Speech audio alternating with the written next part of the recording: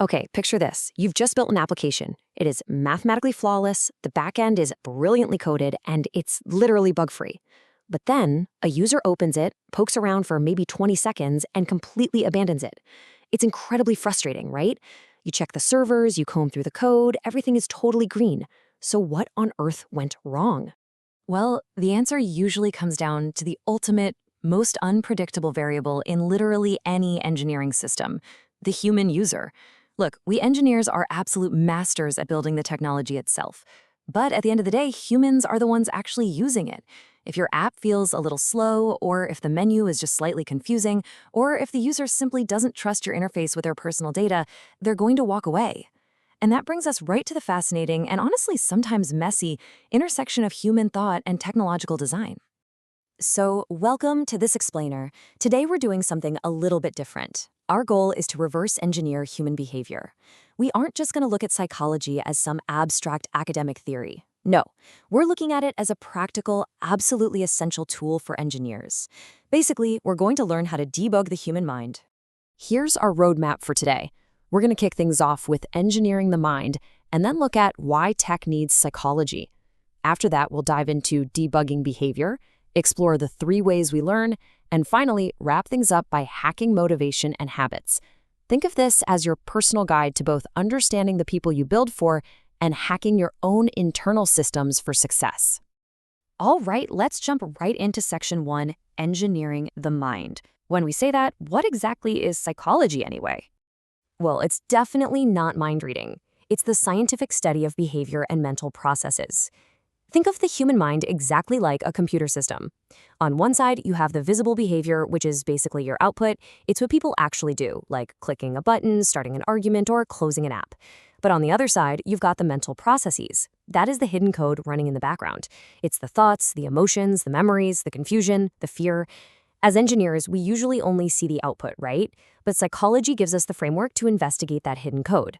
Moving on to section 2, why tech needs psychology. We have to learn how to build for the human variable. Because honestly, ignoring the human element is just a guaranteed path to technological failure. A perfectly coded application is still going to fail if the user feels overloaded or unsafe. Engineers really need this science for a few critical reasons. First up is design. You have to understand what users actually pay attention to and what builds their trust. Then there's safety. You need to predict human errors. A classic example is warning fatigue. That's when an alarm goes off so many times that people just become numb and start ignoring it entirely. It's also super important for teamwork, so you can navigate all those different personalities without a ton of unnecessary conflict. It helps with learning by building self-discipline, and of course, ethics, making sure we're using AI and data responsibly without secretly manipulating people. Which brings us to section 3, debugging behavior, finding those hidden bugs in human actions. Let's look at a real-world example of this. Take a really common visible output. A student fails to submit their assignment. Now, the knee-jerk reaction might be to just call them lazy, right?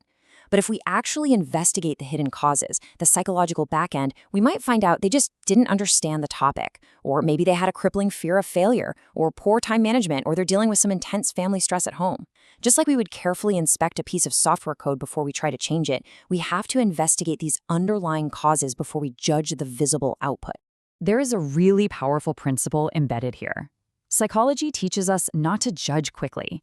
First we observe, then we ask, and then we support or correct. I mean, observation really is the ultimate debugging tool. Think about it. When a program crashes, you don't start yelling insults at the output monitor, do you? No, you investigate the system. We should absolutely be treating human behavior the exact same way. And this approach, it is incredibly powerful when we're talking about teamwork. Every single individual is wired a bit differently. In a highly mature team, you don't force everyone to work in the exact same way. You might have student A, who just codes at lightning speed, student B, who is a fantastic communicator and explains things clearly, student C, who is super meticulous at finding errors, and student D, who can step up and deliver a brilliant presentation.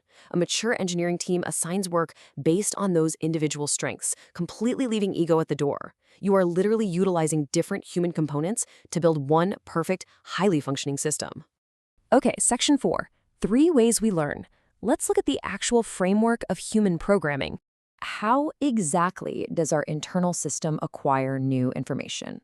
Well, there are 3 main ways. The first one is classical conditioning. This is essentially learning by association. It happens when two events repeatedly occur together until one naturally triggers a reaction. Let's use a very relatable engineering example for this. The compiler error sound. At first, it's just a harmless little beep.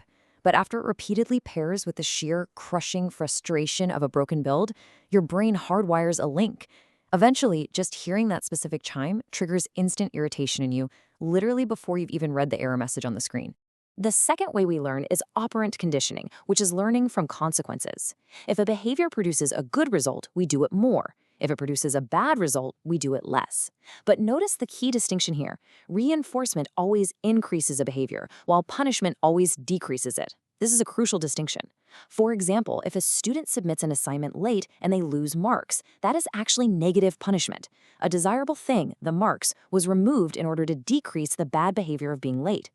Negative reinforcement, on the other hand, is removing an annoyance to increase a behavior, like finally putting on your seatbelt just to stop your car from aggressively beeping at you.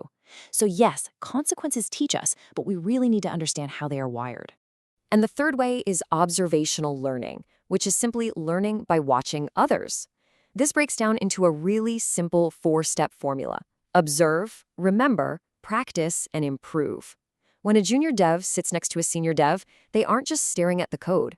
They're observing how the senior developer reads those error messages, how they manage to stay calm under intense pressure, and how they logically test solutions.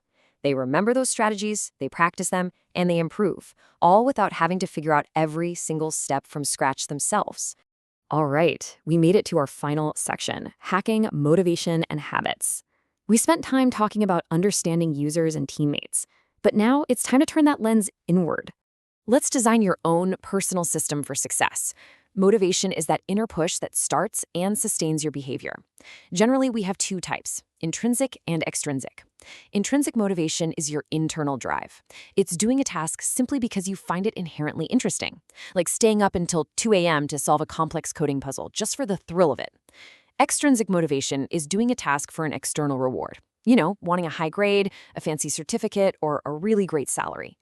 People always ask which one is better, but honestly, a strong, sustained performance usually requires a really solid mix of both.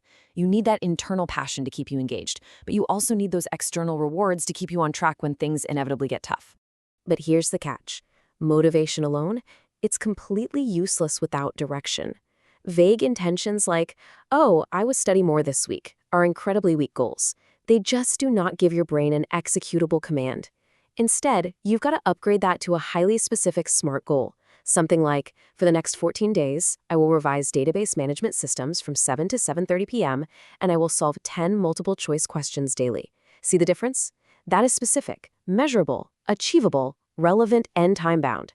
It practically guarantees action because it tells you exactly what you need to do today. Finally, we absolutely have to talk about habits, because let's be real, you cannot just rely on your mood to get things done. You need self-discipline. And self-discipline becomes a whole lot easier when you build a reliable habit loop. This loop has 3 parts. First up is the cue, a trigger that starts the behavior. For example, keeping your laptop and your notes open and ready on your desk right before you go to eat dinner. Second is the routine, the action itself, like sitting down to code for exactly 25 minutes at the exact same time every single day. And third is the reward, physically taking off a habit tracker or taking a quick, enjoyable break. You want to design your environment to support your success. Make the good actions incredibly easy to do, and make the bad distractions incredibly difficult to get to, like literally putting your phone in another room. And so, this brings us full circle. As we've seen throughout this whole explainer, the human mind truly is the ultimate system to master. A successful engineer can not just rely on mathematical calculations and clean code. To be truly great, you absolutely need an understanding of human behavior to build safer technologies, to work effectively in teams, and to sustain your own lifelong learning. So, I want to leave you with one final thought.